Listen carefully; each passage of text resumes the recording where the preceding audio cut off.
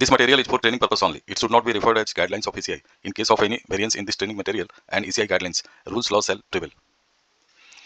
नमस्कार दोस्तों, आज हम लोग इस वीडियो में पोलिंग एजेंट, जिसे मतदान अभिकर्ता भी कहते हैं, उसकी नियुक्ति के लिए क्या पात्रता है, उसकी नियुक्ति कैसे होती है और मतदान अभिकर्ता यानी पोलिंग एजेंट्स के क्या क्या कार्य हैं उसको देखेंगे। पोलिंग एजेंट के लिए पात्रता। पोलिंग एजेंट के लिए कोई शैक्षणिक योग्यता निर्धारित नहीं है। नए प्रावधानों के अनुसार पोलिंग एजेंट उसी बूथ का या पड़ोसी बूथ का या उस विधानसभा क्षेत्र के किसी भी बूथ का वोटर होना चाहिए। पोलिंग एजेंट के पास ईपिक या चुनाव आयोग द्वारा निर्देशित कोई पहचान के दस्तावेज होने चाहिए। मुखिया, सरपंच, वार्ड सदस्य आदि की नियुक्ति पोलिंग एजेंट के रूप में की जा सकती है। एमपी, एमएलए, मंत्री, मेयर, जिला परिषद सदस्य आदि की नियुक्ति पोलिंग एजेंट के रूप में नहीं की जा सकती है। सरकारी कर्मी या पेंशनधारी को पोलिंग एजेंट नहीं बनाया जा सकता है। पोलिंग एजेंट की नियुक्ति। पोलिंग एजेंट की नियुक्ति अभ्यर्थी यानी कैंडिडेट या उसका निर्वाचन अभिकर्ता यानी इलेक्शन एजेंट कर सकता है। तो नियुक्ति कैसे की जा सकती है? तो कैंडिडेट या इलेक्शन एजेंट इस प्रपत्र में प्रारूप 10 जो प्रपत्र है उसमें सारी प्रविष्टियों को कर करके उसकी नियुक्ति पोलिंग एजेंट की नियुक्ति कर सकते हैं। अगर कैंडिडेट पोलिंग एजेंट की नियुक्ति कर रहे हैं तो इस फॉर्म को कैसे भरेंगे? तो मैं कैंडिडेट, जो भी उसका नाम हो, जो ऊपर वर्णित निर्वाचन में अभ्यर्थी हूं, उसके बाद का जो है वो काट दिया जाएगा ऐसे। एतद द्वारा पोलिंग एजेंट का नाम जो भी हो और उसका पता जो भी हो और मतदान केंद्र का नाम में और मतदान केंद्र का संख्या जो भी हो, संख्या वाले मतदान केंद्र में हाजिर रहने के लिए मतदान अभिकर्ता के रूप में नियुक्त करता हूं, ऐसा करके फॉर्म भरा जाएगा। और यहाँ कैंडिडेट का साइन होगा। यहाँ स्थान, जो भी स्थान हो, और तारीख जिस दिन नियुक्ति हुई हो उस तारीख को देना है यहाँ पे। अब नीचे है कि मैं ऐसे मतदान अभिकर्ता के रूप में कार्य करने के लिए सहमत हूँ। यहाँ पे कैंडिडेट के सामने जो है ये पोलिंग एजेंट जिनको बनाया जा रहा है उनका पूर्ण हस्ताक्षर किया जाएगा। अब यहाँ पे स्थान जहाँ पर उसकी नियुक्ति हो रही है और जिस दिन नियुक्ति हुई हो उसकी तारीख।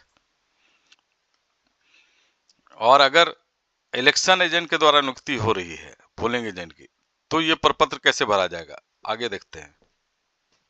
अब देखिए, इलेक्शन एजेंट के द्वारा जब पोलिंग एजेंट की नियुक्ति की जाती है तो इस प्रपत्र को कैसे भरा जाता है? तो मैं इलेक्शन एजेंट, जो भी उनका नाम हो, यहाँ भरा जाएगा।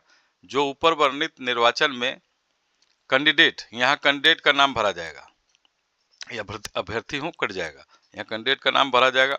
का जो ऊपर वर्णित निर्वाचन में अभ्यर्थी हैं, निर्वाचन अभिकर्ता हूँ, एतद द्वारा यहाँ पोलिंग एजेंट का नाम जो भी हो और उसका पता, यहाँ बूथ का नाम में, बूथ का संख्या वाले मतदान केंद्र में हाजिर रहने के लिए मतदान अभिकर्ता के रूप में नियुक्त करता हूं।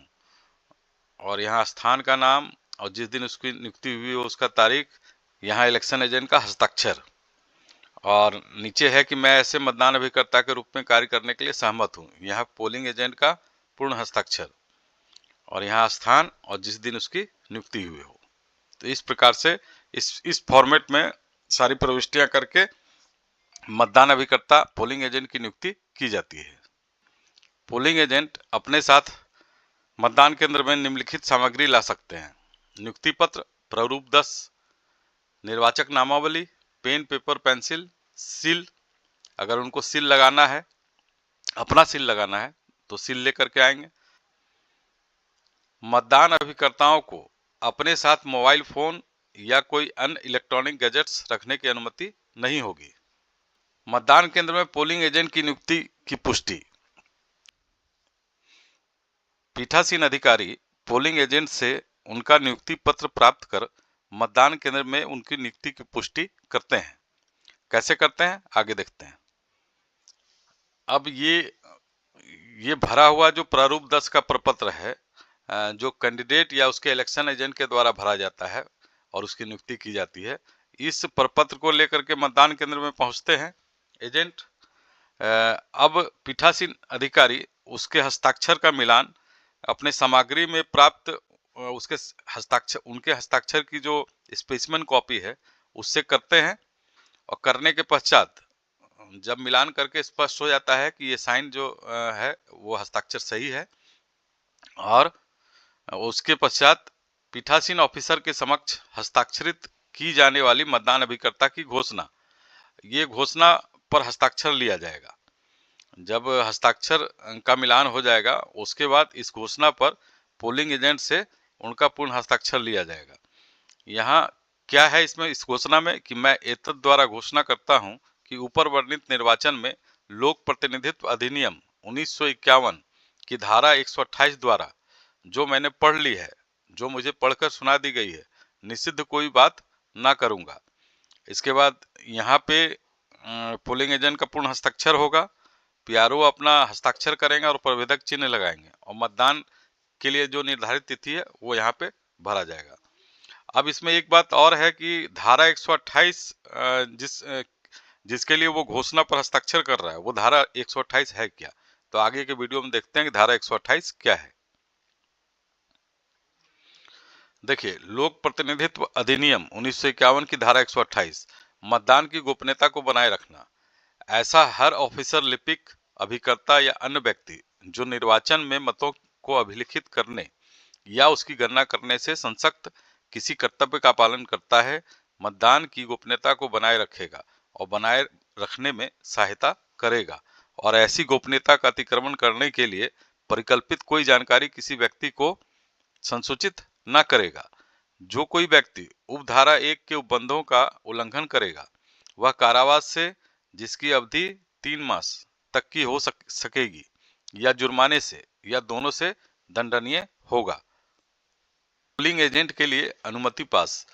प्रत्येक अभ्यर्थी या उसका निर्वाचन अभिकर्ता प्रत्येक मतदान केंद्र के लिए एक मतदान अभिकर्ता और 2 रिलीवर अभिकर्ता की नियुक्ति कर सकता है, परंतु एक समय पर किसी अभ्यर्थी के लिए केवल एक ही पोलिंग एजेंट को मतदान केंद्र में प्रवेश दिया जाता है। प्रत्येक पोलिंग एजेंट को जिसको मतदान केंद्र में प्रवेश दिया गया है, एक अनुमति पास पीठासीन अधिकारी द्वारा दिया जाता है। अब जो अनुमति पास पीठासीन अधिकारी द्वारा दिया जाता है, उसका जो नमूना है वो इस प्रकार का पास रहेगा। इसमें मतदान अभिकर्ता, रिलीवर अभिकर्ता का प्रवेश पास मतदान दिवस को पीठासीन अधिकारी द्वारा जारी किया जाएगा। विधानसभा निर्वाचन क्षेत्र क्रमांक एवं नाम यहाँ दिया रहेगा। मतदान केंद्र का क्रमांक एवं नाम यहाँ दिया रहेगा। अभ्यर्थी का नाम, जो कैंडिडेट का नाम है वो यहाँ रहेगा, और मतदान अभिकर्ता का नाम, इस कैंडिडेट का जो भी मतदान अभिकर्ता होगा, जो मतदान केंद्र में बैठेगा अंदर में, उसका नाम यहाँ रहेगा। और रिलीवर अभिकर्ता अगर नियुक्त किए हैं कैंडिडेट या उसका इलेक्शन एजेंट, तो उसका नाम यहाँ पे रहेगा। अब पोलिंग एजेंट के कार्य। पोलिंग एजेंट को मतदान आरंभ होने के 90 मिनट पूर्व मतदान केंद्र में पहुंचकर मॉक पोल में भाग लेना चाहिए। वास्तविक मतदान के लिए जब ईवीएम, वीवीपैट सील किया जा रहा हो तो सभी सीलिंग मटेरियल जैसे green pepper seal, special tag इत्यादि पर अपना हस्ताक्षर अवश्य करें। मतदान के समय समस्त मतदान प्रक्रियाओं पर निगरानी रखें। पोलिंग एजेंट विशेष मतदाता होने का दावा करने वाले व्यक्ति की पहचान को 2 रुपये की राशि जमा करके चुनौती दे सकते हैं। पोलिंग एजेंट को अपने निर्धारित स्थान पर बैठना चाहिए। मतदान केंद्र में इधर उधर विचरण नहीं करना चाहिए। पोलिंग एजेंट को मतदान के आरंभ से समापन तक मतदान केंद्र में रहकर पीठासीन अधिकारी द्वारा बताए जा रहे सभी प्रपत्रों जैसे घोषणा, पीठासीन अधिकारी रिपोर्ट इत्यादि पर आवश्यक रूप से हस्ताक्षर करना चाहिए। मतदान के समाप्ति के पश्चात पीठासीन अधिकारी से 17C की एक प्रति प्राप्त करना चाहिए। पोलिंग एजेंट चाहे तो ईवीएम और वीवीपैट पर मतदान समाप्ति के पश्चात जब सील बंद हो रहा हो तो अपना सील भी लगा सकते हैं। पोलिंग एजेंट यानी मतदान अभिकर्ता का प्रति संग्रहण। किसी कारणवश अभ्यर्थी या उसका निर्वाचन अभिकर्ता चाहे तो मतदान अभिकर्ता की नियुक्ति को रद्द कर सकता है। कैसे कर सकता है? तो कैसे नियुक्ति को रद्द कर सकता है?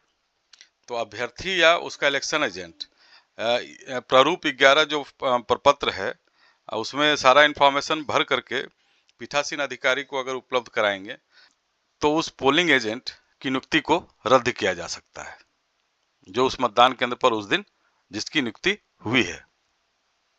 तो वीडियो को अंतिम तक देखने के लिए बहुत बहुत धन्यवाद दोस्तों।